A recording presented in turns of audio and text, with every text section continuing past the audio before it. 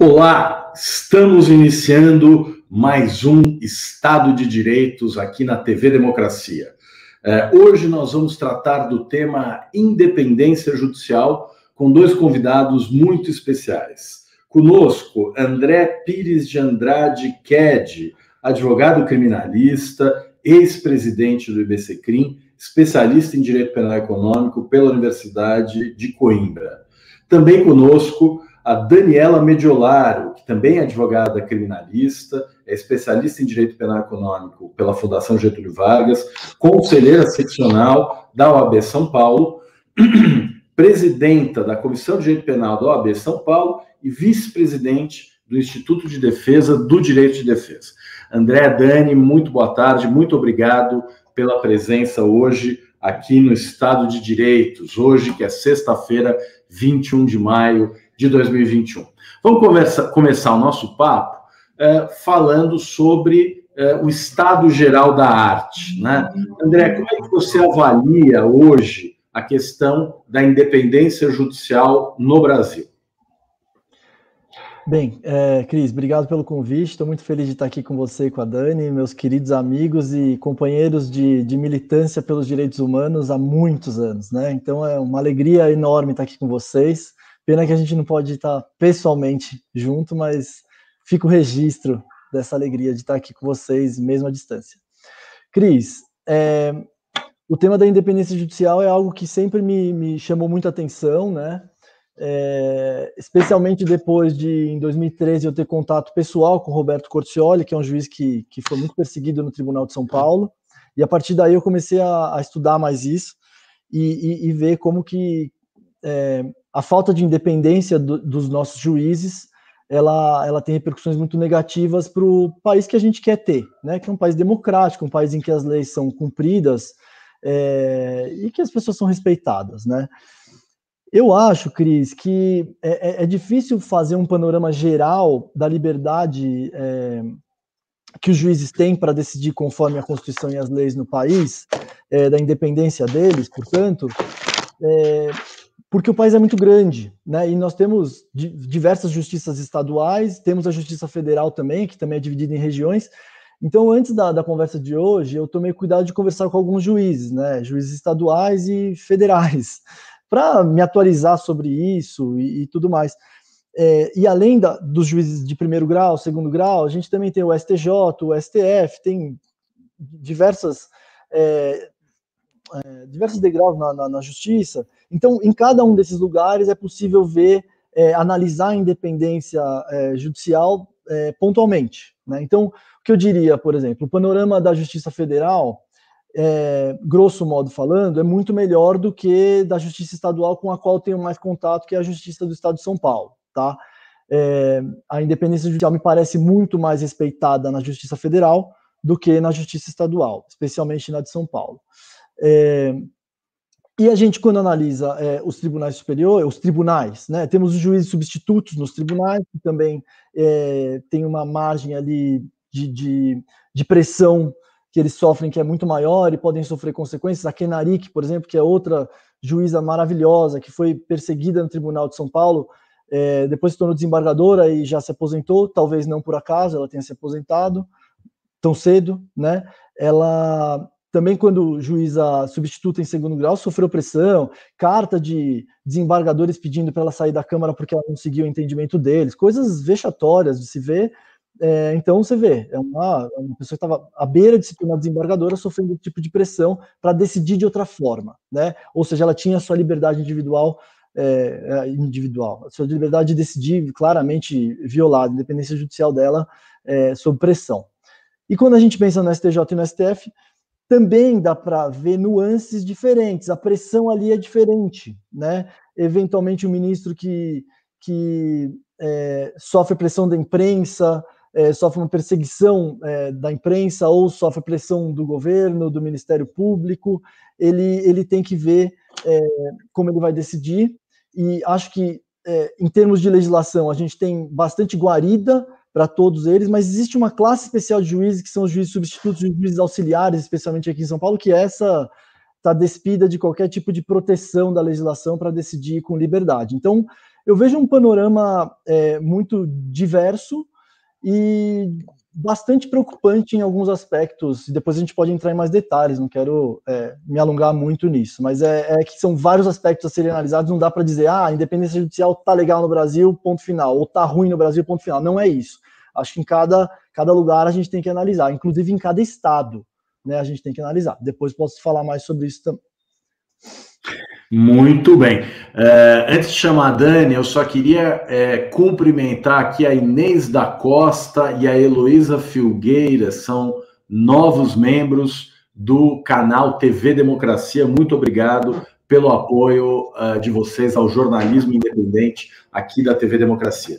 Dani, quero te ouvir. Qual é a sua visão? Como é que você avalia a questão da independência judicial, que para nós, né, advogados e advogadas, é a matéria-prima do nosso trabalho, né? Sem um juiz imparcial, não há processo justo. Muito boa tarde, muito obrigado pela sua presença. Boa tarde, Cris, querido, meu companheiro de conselho da OAB São Paulo. Boa tarde, meu amigo André Ked, meu companheiro de lutas mesmo, né, pelos direitos humanos, de muitas vivências importantes, né, inesquecíveis. Sinto muito a sua falta, viu, André? Muita mesmo. A gente tem se visto pouco, tem se falado só por WhatsApp, mas em breve nos encontraremos para aquele almoço, né, prometido. Sem dúvida. Bom, gente, esse é um tema, eu adorei o tema, Cris, foi assim, fui realmente brindada com esse tema quando você me convidou, a gente teve alguns desencontros aqui, né, e foi, assim, muito impactante para mim poder falar sobre a independência judicial. E eu vou começar a minha fala para tratar de duas confusões que eu enxergo que existem na judicatura criminal, especialmente, né, que é onde eu realmente consigo me situar melhor. Eu acho que existe uma confusão, primeiro, de qual é o papel do juiz criminal, né? Então, eu sinto que muitos juízes criminais entendem que devem combater o crime.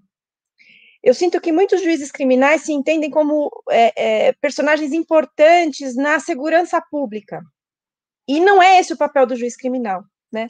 O papel do juiz criminal é garantir direitos àquele que responde ao processo penal. O papel de um juiz criminal é julgar com isenção.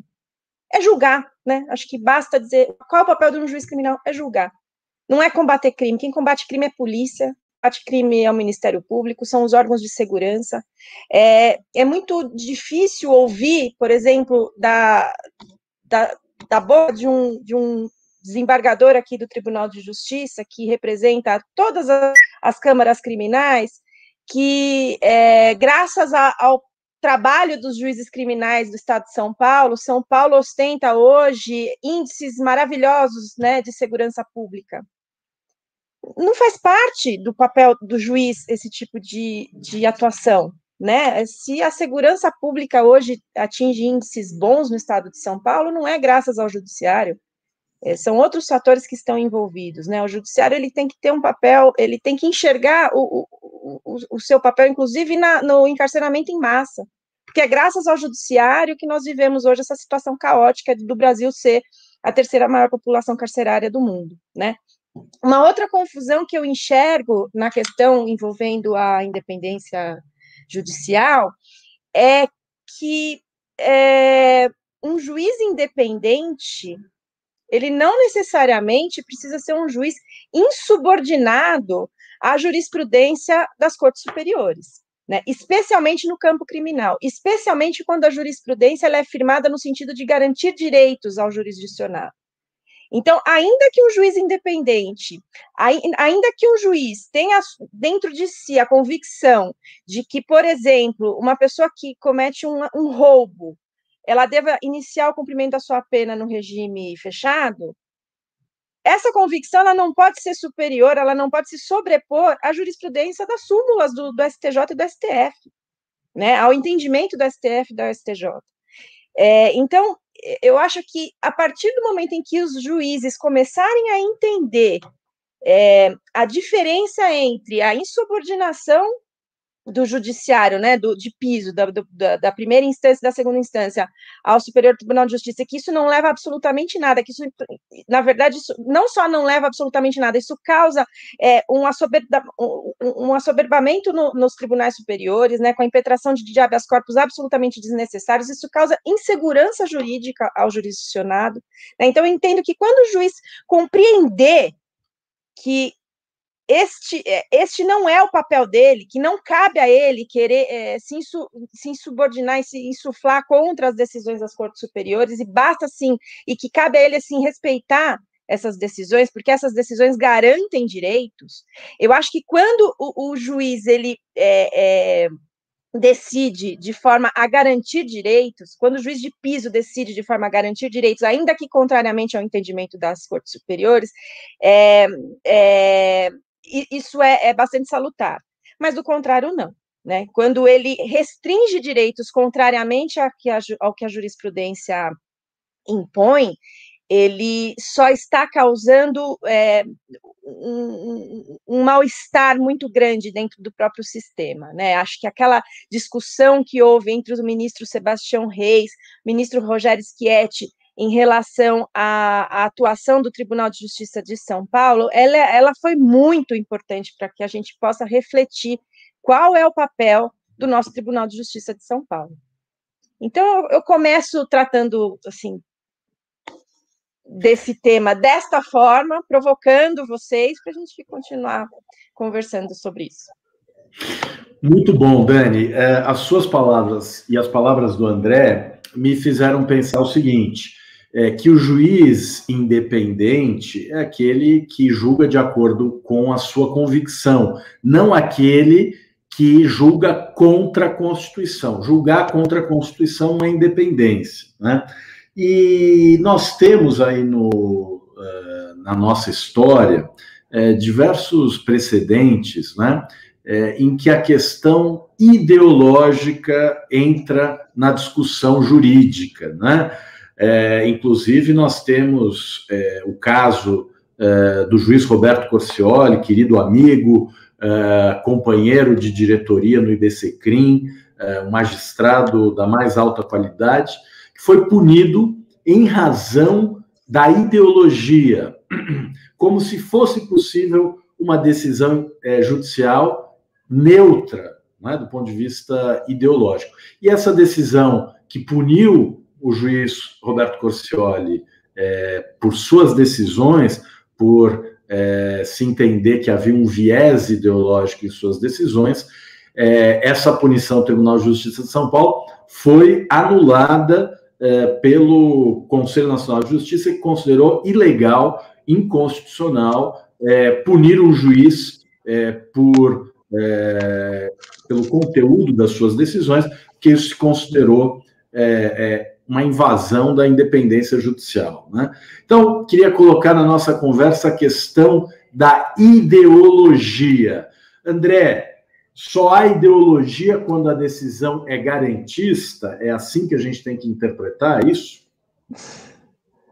Então, é muito engraçado, né, gente? Porque eu tenho contato com alguns juízes e é natural da nossa vida de advogado, né? E você acaba se aproximando de uns ou de outros. E o lance da ideologia é muito complicado, né? Porque todos eles têm me dito, né? Alguns até de forma anônima chegaram a mim recados depois do artigo que eu publiquei há uma semana e pouco, criticando o tribunal por perseguir os juízes, né? Eu recebi recados anônimos, né? Anônimos. Vejam, gente, os juízes. Teve um juiz que ligou lá no escritório, eu nunca vi na vida, nunca tive caso na vara dele, numa vara do interior. Ele me ligou no escritório para agradecer por eu ter publicado o artigo, porque eu dei voz ao que muitos juízes querem falar, mas não tem coragem, né? Então, aí onde entra o lance da ideologia? É política pura, né, gente? É exatamente o que acontece na política partidária, nas eleições mesmo, né? Ideologia é taxado de algo negativo para se dizer que existe uma suposta neutralidade em contrariedade à ideologia. E aí, no caso dos juízes, entrando também... Claro, né, Dani, a gente se sente muito mais confortável para falar sobre direito criminal, nós dois, porque a gente milita nessa área, mas... Então, vou usar exemplos dessa área. chamam de ideologia você aplicar a minorante do 33 parágrafo 4º no caso de tráfico, que é uma coisa, é lei, né? Chamam de ideologia o que é a lei, né? E dizem que o direito não admite ideologia para, na prática, impedir a aplicação da lei, quando ela não é tão rigorosa quanto quem está falando isso quer, né? Então, a ideologia, ela existe, naturalmente, ela existe, todos temos ideologia, ninguém é neutro, não existe juiz neutro, né?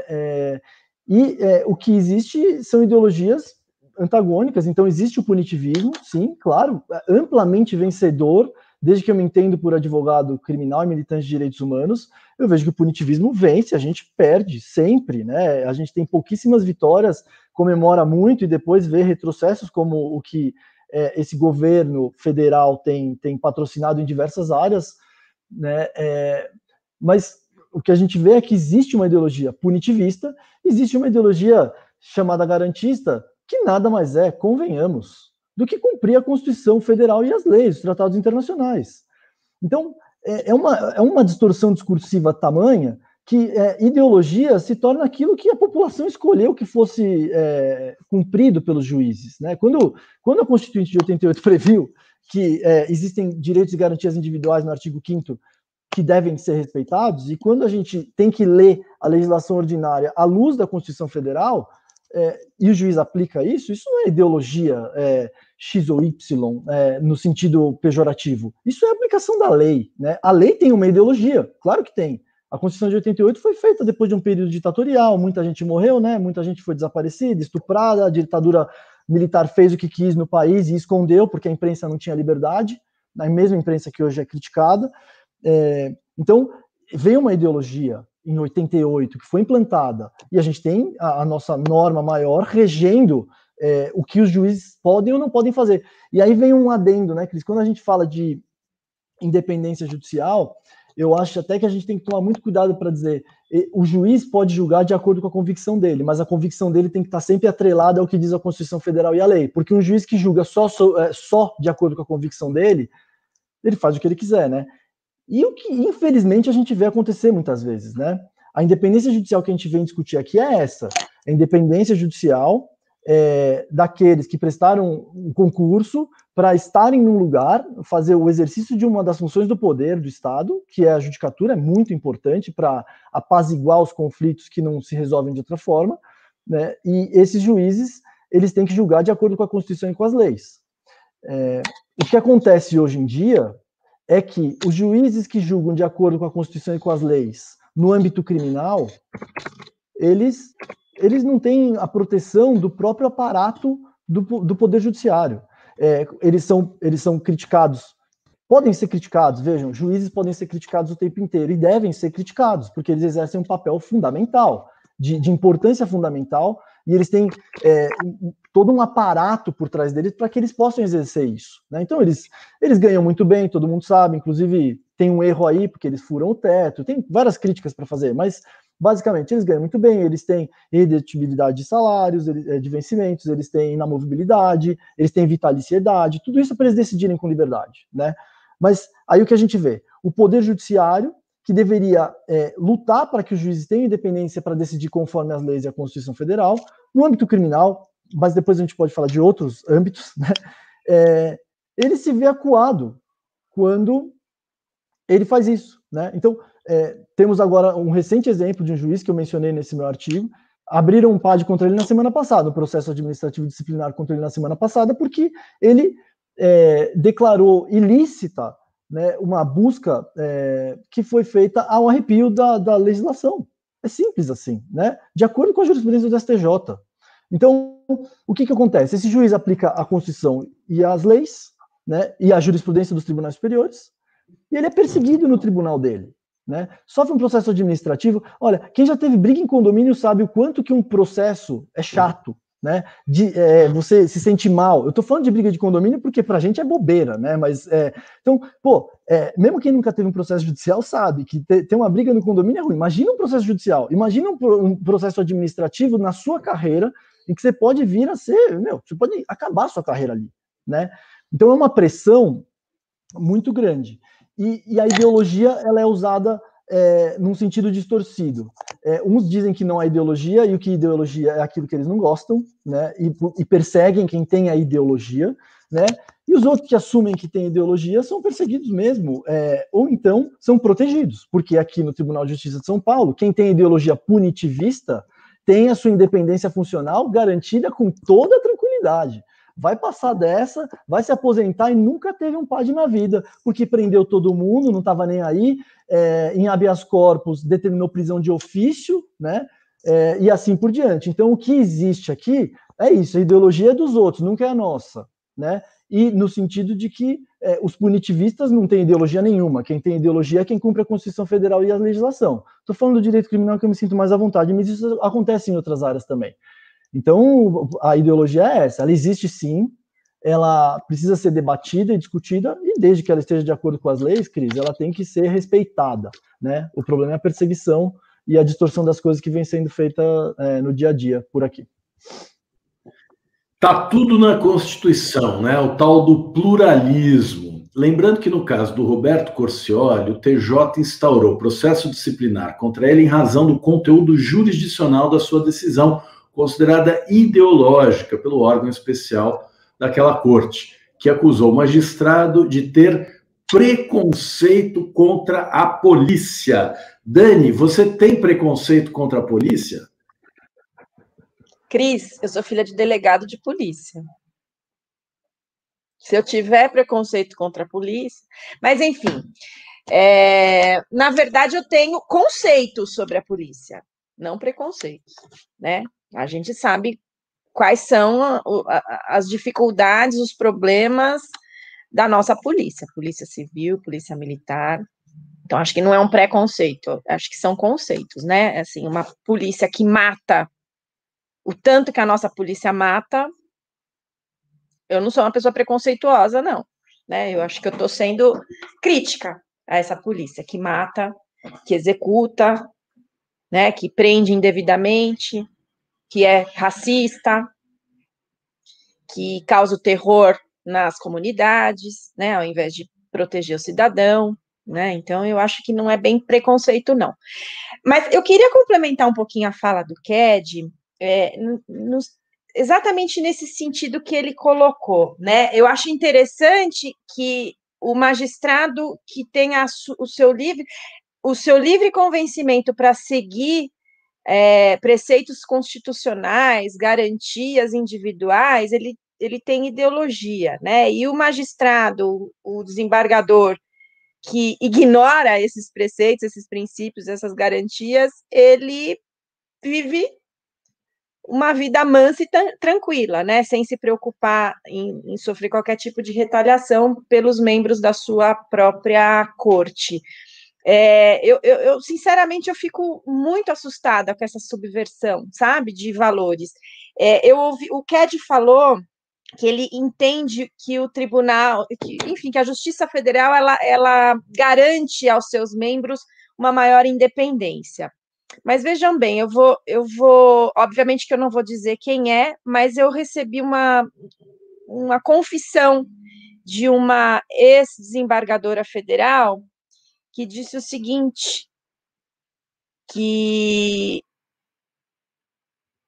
por muito tempo ela teve a voz dela calada.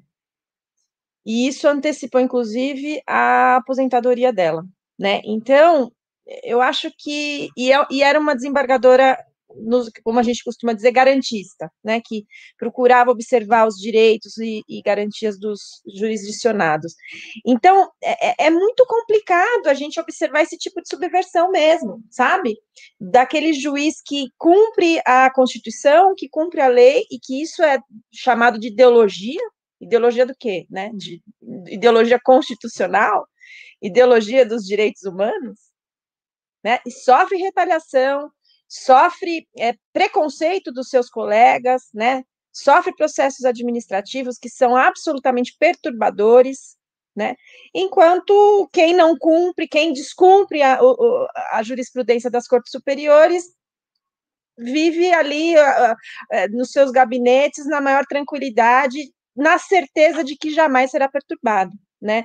Então eu acho que eu não sei nem por onde começar, a gente precisa ter uma campanha de conscientização, né, de que o magistrado ele tem que se valer do seu livre convencimento, mas para que isso? Para que ele possa decidir tranquilamente, para que ele possa decidir de acordo com aquilo que ele pensa, para que ele possa cumprir a lei, assim, de forma que ninguém questione depois, de forma que a mídia não o perturbe, de forma que os seus pares não o veem com maus olhos, de modo que a corregedoria do seu órgão não instaure nenhum procedimento administrativo. Essa sim é a livre convicção do juiz, essa é sim a independência funcional.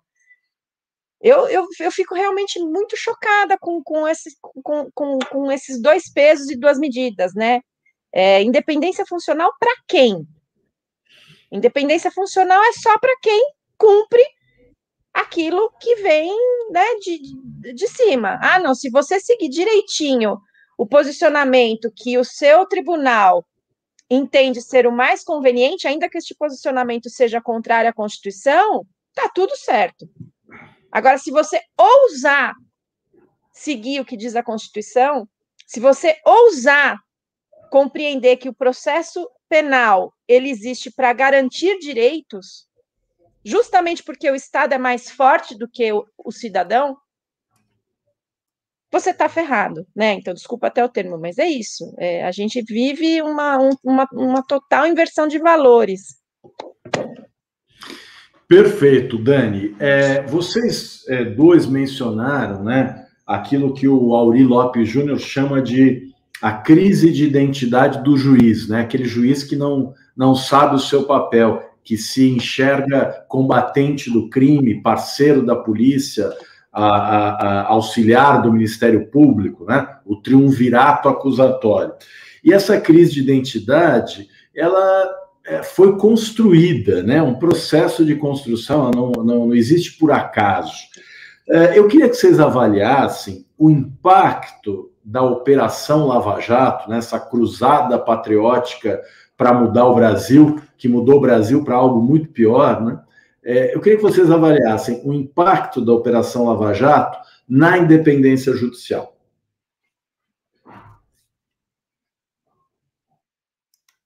Microfone. Quer começar? Não, manda ver. Tá bom. Bem,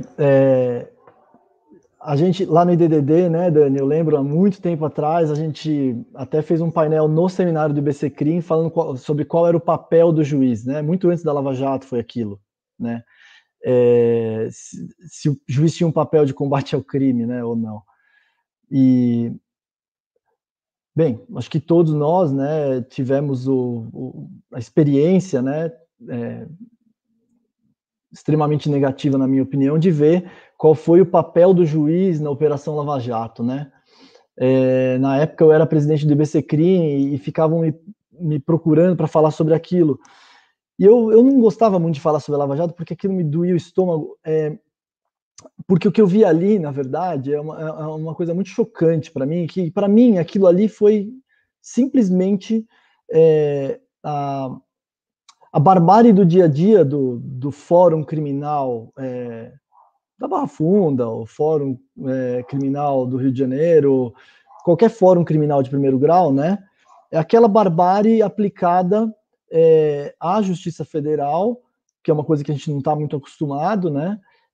E com requintes de uma sintonia entre acusação e Ministério Público e polícia, que a gente vê todo dia, né, em casos de tráfico aqui, em qualquer casinho de tráfico aqui, você vê como acontece, né, mas você vê aquilo engendrado com uma força-tarefa e que daí aquilo foi tomando todas as escalas do poder, né, então o juiz ali, né, o Sérgio Moro ali, ele assumiu essa posição, ele foi muito habilidoso, ele junto com a força-tarefa, para usar a imprensa, né?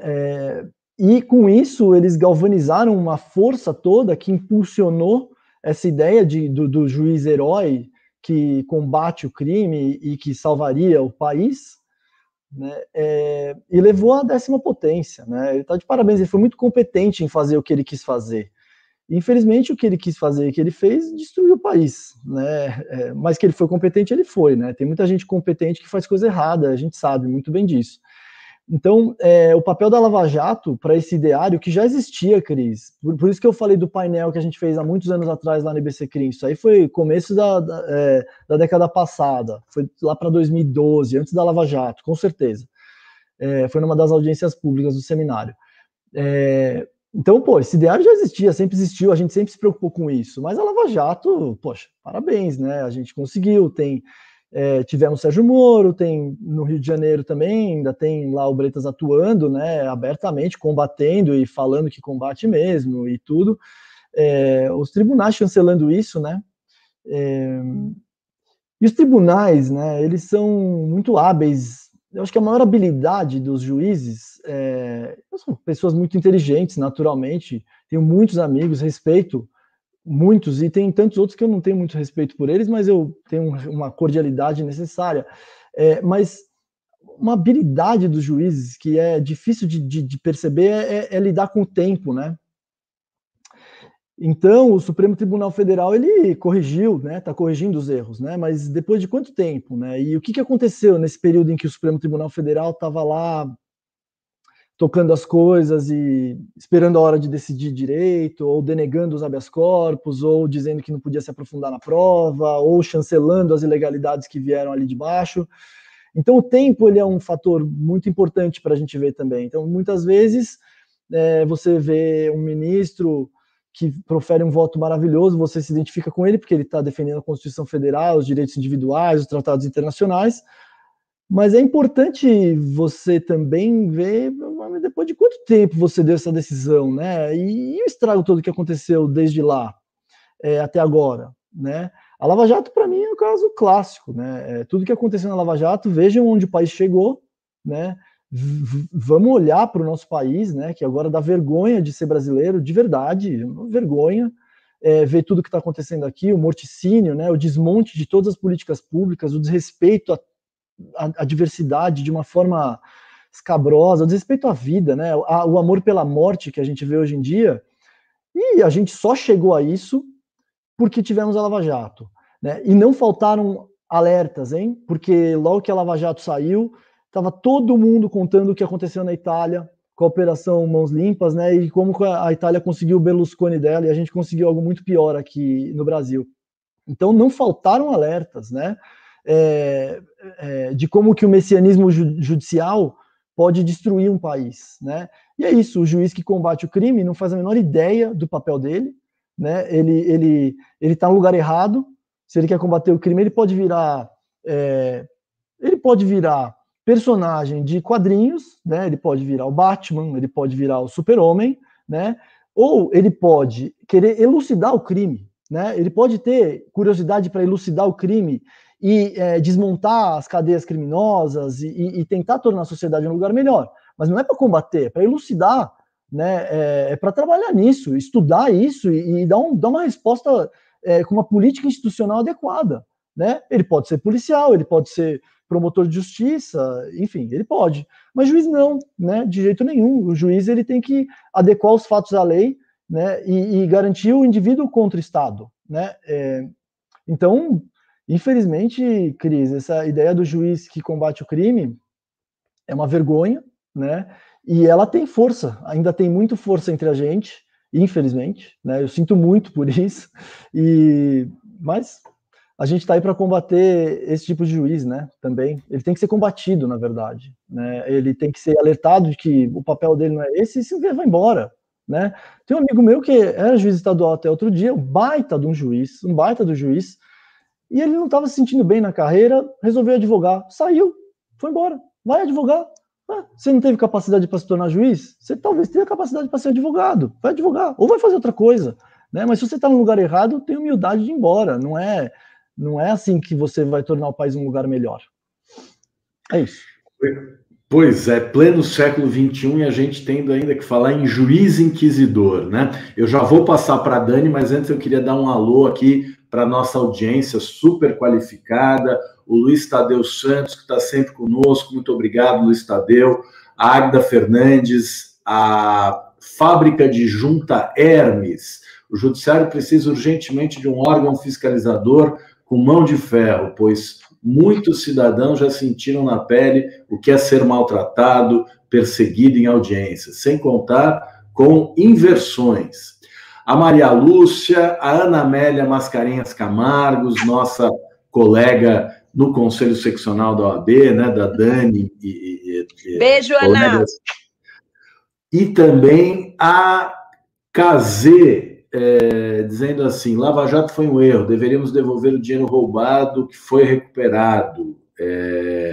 Bom, Dani, você queria te ouvir sobre isso também, né? A Lava Jato, como bem observou o André, universalizou o arbítrio, né? Em vez da gente promover o devido processo para todo mundo, a opção da Lava Jato foi universalizar por andar de cima aquilo que andar de baixo já enfrentava, né? Queria te ouvir sobre isso. Eu queria dizer o seguinte, acho que é o Cazé, né? Devemos devolver o dinheiro roubado que foi recuperado. Pois é, o problema é o seguinte, acho que houve muitos problemas que durante a gestão da Petrobras e enfim, de tudo aquilo que a Lava Jato apontou, e a gente não pode cair nesse discurso simplista de que sou contra a Lava Jato e, portanto, sou a favor da corrupção, né? Acho que nenhum de nós três é a favor da corrupção. Todos nós entendemos que a corrupção é um grande câncer do Brasil, né? A gente, infelizmente, é uma das nossas mazelas. A mentalidade de muitas pessoas é absolutamente deturpada, né? Essa coisa de levar vantagem e usar a política para obter vantagem. Eu acho que ninguém é a favor disso. O problema é que a Lava Jato, ela pretendeu, ou pelo menos dizia pretender combater essa corrupção se valendo de ferramentas absolutamente equivocadas, né? Subvertendo o processo penal, se valendo de meios nada ortodoxos para se chegar a esse fim, né? E no final das contas, o que a gente teve é o que se escancarou, né? Um juiz que se dizia juiz, que de juiz não tinha nada, ele era um inquisidor, ele era parça do Ministério Público Federal e da polícia. Isso foi demonstrado, inclusive, com as mensagens do escândalo da Vaza Jato. E hoje a gente tem vários processos anulados graças a esse relacionamento absolutamente subvertido de juiz com procuradores da República e com a polícia, né?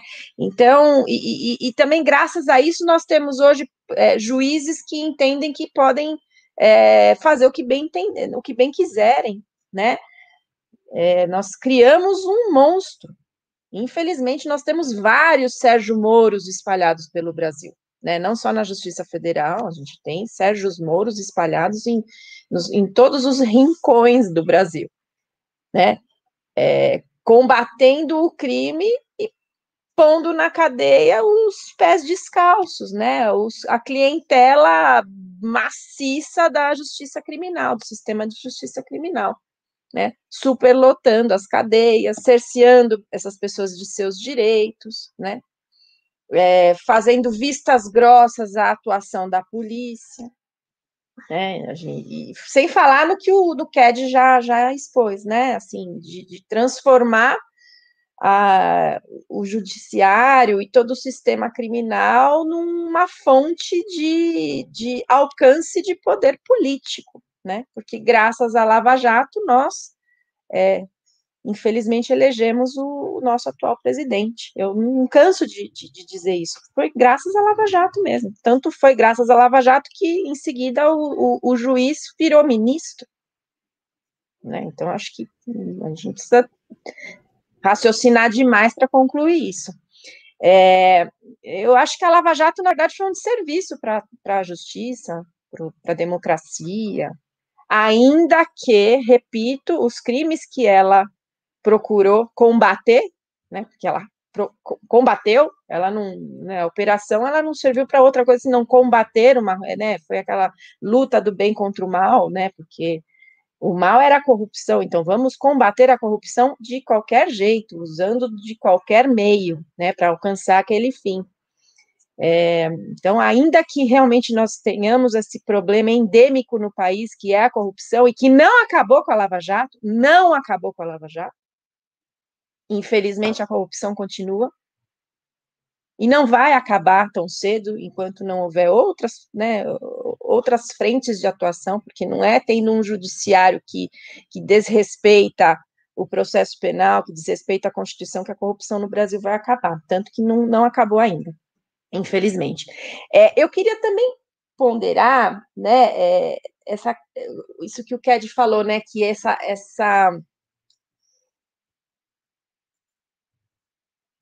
essa questão do juiz ser o combatente do crime, ela precede demais a Lava Jato, ela é muito anterior, a começar pela criação das varas especializadas na Justiça Federal, que se denominam varas de combate à lavagem de dinheiro. Elas foram instaladas, se eu não me engano, no início dos anos 2000, né? Então, essa deturpação, né, do papel do juiz e do papel do judiciário, ela vem de muito antes da Lava Jato. É que a Lava Jato foi realmente a cereja no bolo.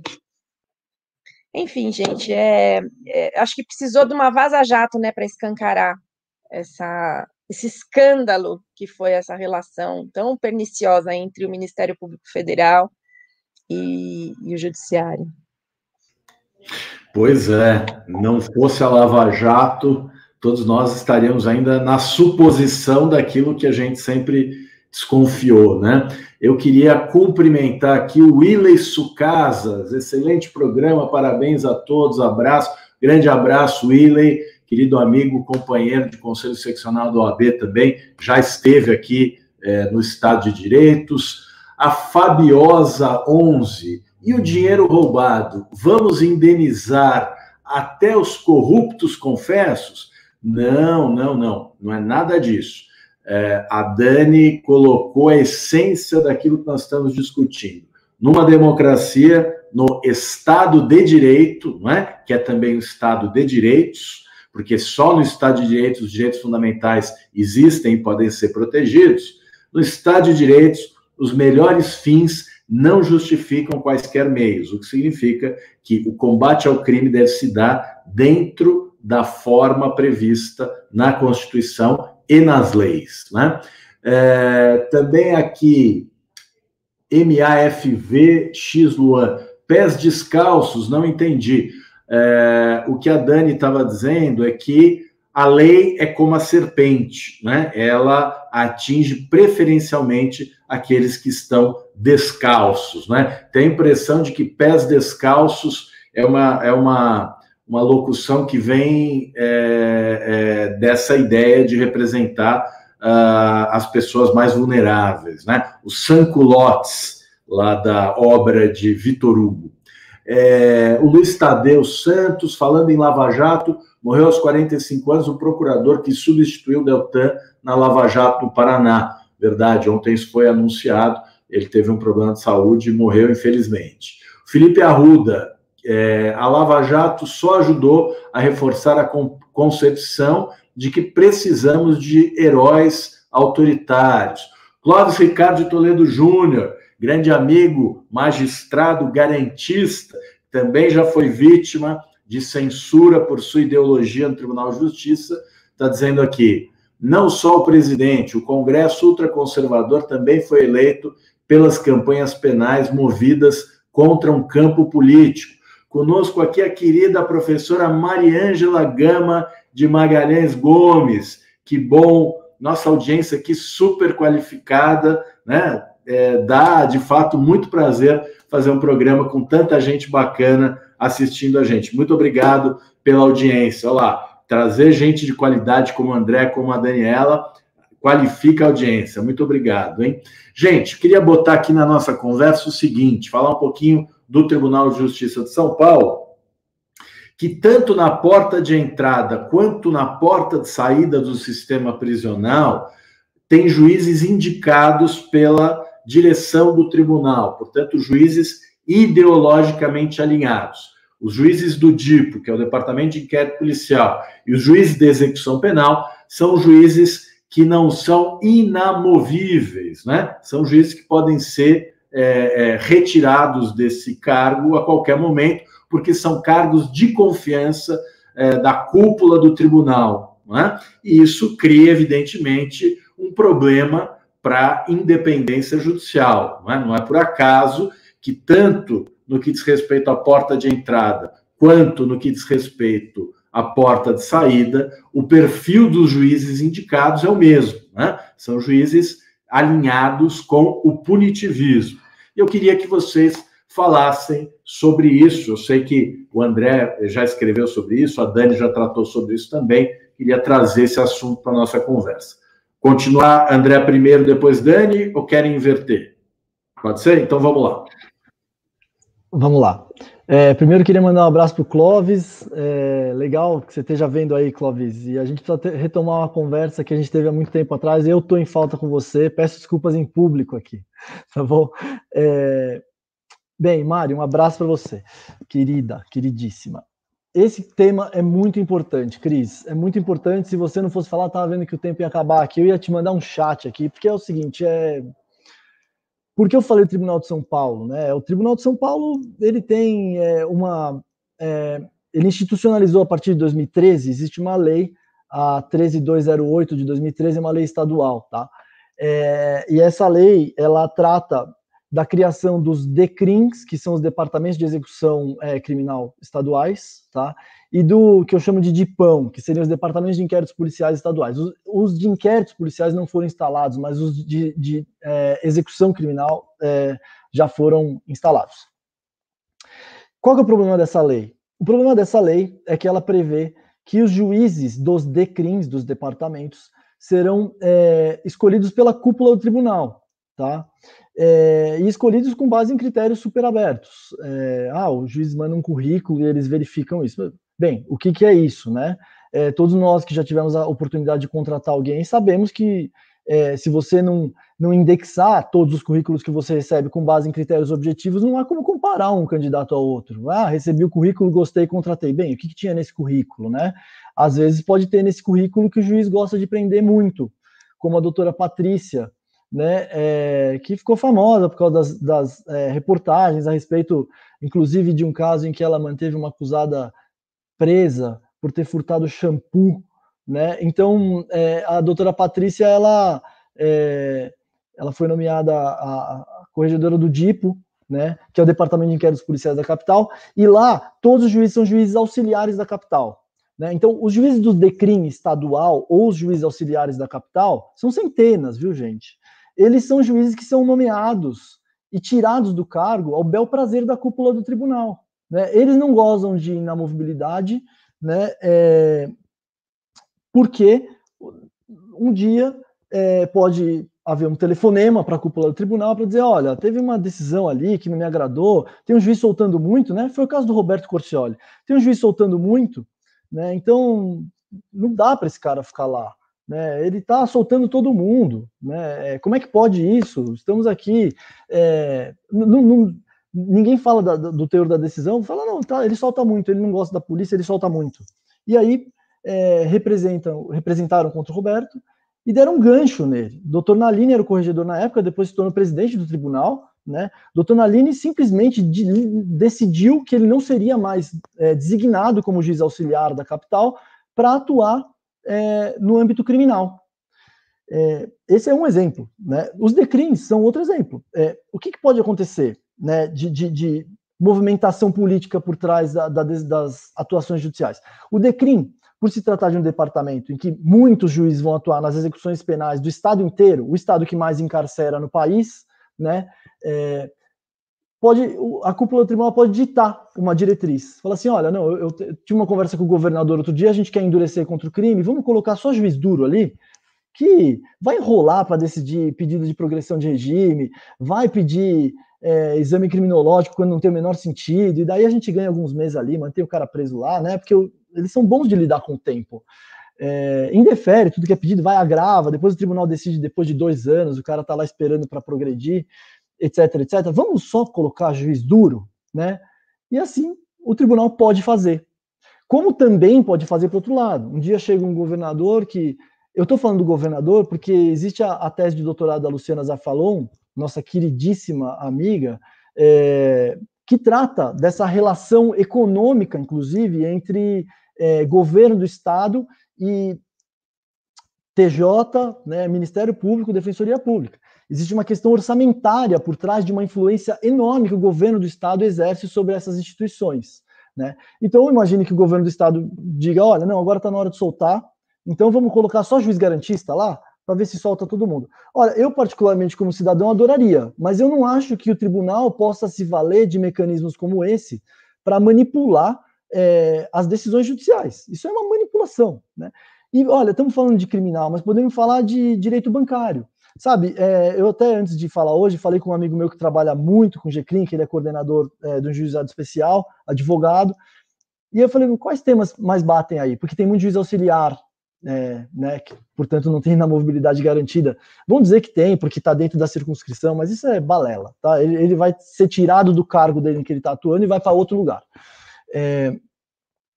Ele falou, não, direito bancário. Aqui tem muito direito bancário, né, e juros abusivos. Então, imaginemos nós, né, que nas relações de poder que são super usuais em qualquer cultura, né, a cúpula do tribunal, alguém da cúpula do tribunal tem a relação com alguém que seja do âmbito bancário, né, e por qualquer motivo, esse pessoal da cúpula do tribunal possa ser sensibilizado a respeito das decisões dos JECs que estão sendo muito duras com os bancos, né? E aí quem que vai perder com isso? O cidadão que judicializou a questão, que antes ganhava no JEC e passou a perder de repente porque um juiz que tem um outro entendimento foi colocado lá. Então eu estou dando esse exemplo para dizer que as manipulações podem ser inúmeras. E a questão da porta de entrada e de saída do sistema de justiça é essa da 13208, Cris. Todos os juízes ali podem ser designados, tá? E é bom informar que houve uma articulação, eu participei dessa articulação na época, e em razão dela, a Procuradoria de Justiça do Estado de São Paulo, com apoio de várias ONGs, foi uma coisa inédita, OAB, MP e ONGs, todo mundo junto, ninguém concorda com essa lei, né? Fez uma representação para a Procuradoria-Geral da República que imediatamente propôs uma ADIM, que é a ADIM 5070, que está no Supremo há muito tempo, e está com despacho à mesa desde setembro de 2018. A curiosidade, o despacho à mesa foi dado pelo relator, o ministro Toffoli, que em setembro de 2018 se tornou presidente, e portanto tinha a prerrogativa de colocar na mesa mesmo para julgar, né? Passou a presidência dele, não foi julgado, né? Então acho que ele não viu prioridade nisso, e agora temos o ministro Fux aí para ver se ele coloca na mesa ou não. E a questão dos juízes auxiliares da capital é discutida a partir de um mandado de segurança impetrado pelo TJ de São Paulo, contra uma decisão do CNJ, que mandou o TJ regulamentar com critérios objetivos a designação de juízes auxiliares da capital, uma decisão do CNJ, e está pendente de julgamento também desde 2014, e essa decisão do CNJ não vem sendo cumprida pelo TJ, porque uma liminar dada pelo ministro Lewandowski no recesso vige até hoje, apesar da AGU já ter agravado, o Roberto, como litisconsorte, já ter agravado também, e tem um monte de agravo, um monte de parecer nos autos, todo mundo favorável à decisão do CNJ, a decisão ainda liminar do ministro Lewandowski ainda vale, porque a ministra Rosa Weber ainda não liberou isso para julgamento. Então, estão aí os juízes podendo ser manipulados e pressionados, e a população a sofrer as consequências disso, né? É uma pena.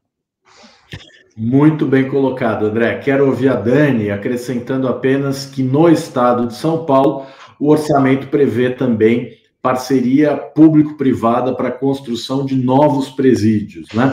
O que torna as coisas ainda mais complicadas. Dani. Então, gente, esses departamentos especiais do judiciário são uma excrescência, né? Tanto as varas de execução criminal quanto o Departamento de Inquéritos Policiais da capital, justamente por não preverem, né, a efetiva independência dos seus juízes, a inamovibilidade dos juízes, eles causam esse tipo de problema, né? São juízes que são indicados para atuar nesses departamentos de acordo com a convicção da cúpula de cima do Tribunal de Justiça, né? Eu vou trazer para vocês um exemplo que para mim diz muito. O IDDD ele realizou uma pesquisa sobre a efetividade, né, da liberdade nas audiências de custódia.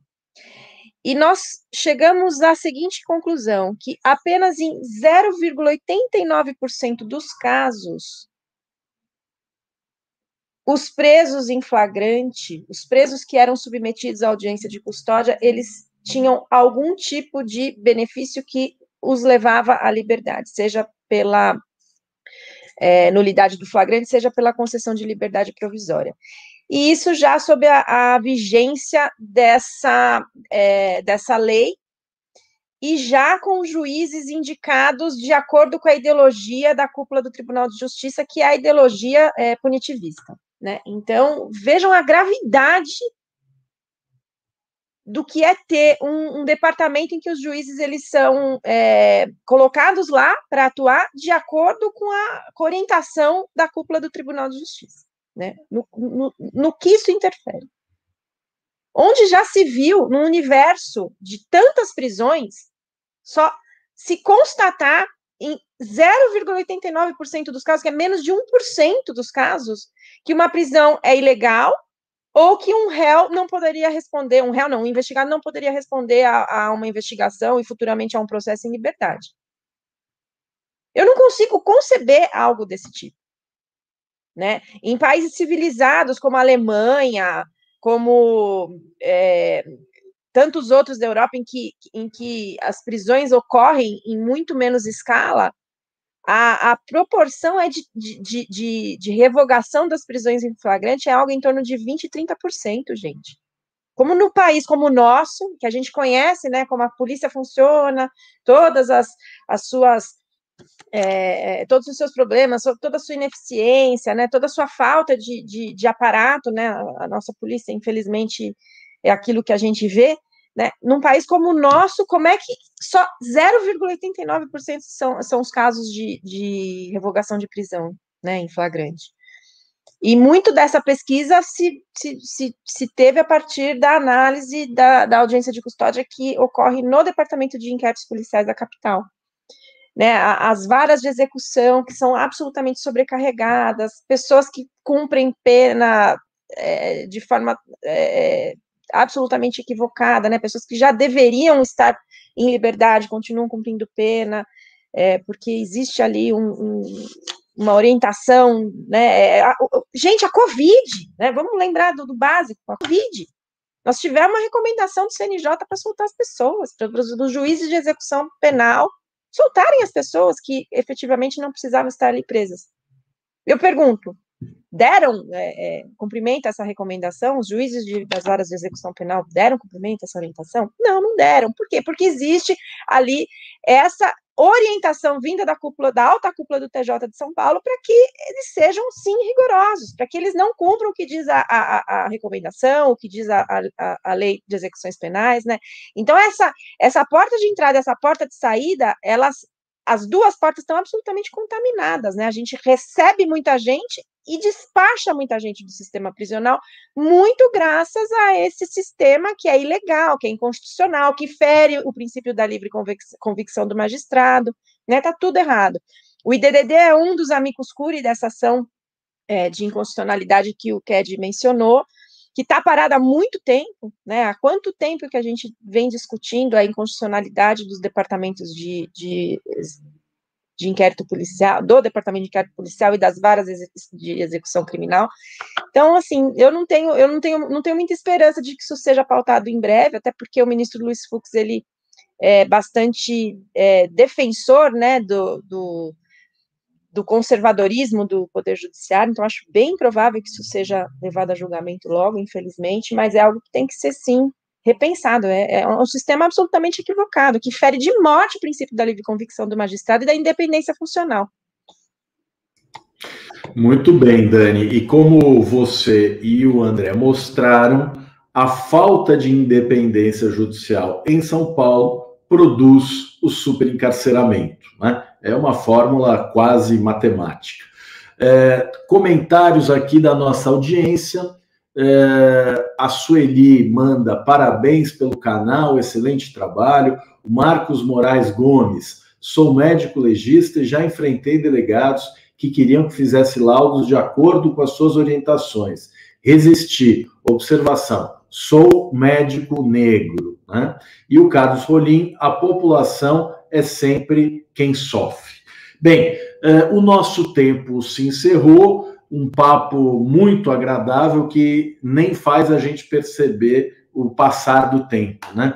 Então, eu queria agradecer demais a vocês dois, André, Dani, muito obrigado pela gentileza de estarem aqui presentes no Estado de Direitos da TV Democracia, cujo papel é justamente esse, é trazer o debate sobre questões que são essenciais, fundamentais para a democracia e para o Estado de Direitos. André, Dani, muito obrigado. Espero contar com a presença de vocês em ocasiões futuras, porque o Estado de Direitos termina hoje, mas volta na semana que vem, ao meio-dia, sempre ao vivo, trazendo um debate interessante, um debate atual sobre o que está acontecendo na discussão jurídica no Brasil. A programação da TV Democracia continua, e hoje nós temos uma programação muito especial, às 15h30, na Mastreta, com a Carol Apple, às 17 horas, Cartas na Mesa, com a Letícia Vilela, 18 horas, Balbúrdia Brasilis, com Carlos Monforte, 19, Libertas, com Ana Cláudia Simão, e às 20 horas temos o Sextou, um Sextou muito especial, com a Bruna Panunzio, Matheus Brusa e Gustavo Cabral, recebendo a ex-presidenta Dilma Rousseff, José Eduardo Cardoso, Paulo Teixeira, querido amigo Paulo Teixeira, que foi vítima de uma agressão covarde na Câmara dos Deputados essa semana. Nossa solidariedade ao Paulo Teixeira, que já esteve aqui no Estado de Direitos também, e o Gonçalo Vecina. Tudo isso aqui na TV Democracia. Muito obrigado a todas e todos e até a semana que vem. Obrigada, Cris. Foi um prazer. Obrigado, Cris. Valeu, gente. Até mais, gente. Prazer em vê-los. Bom fim de semana.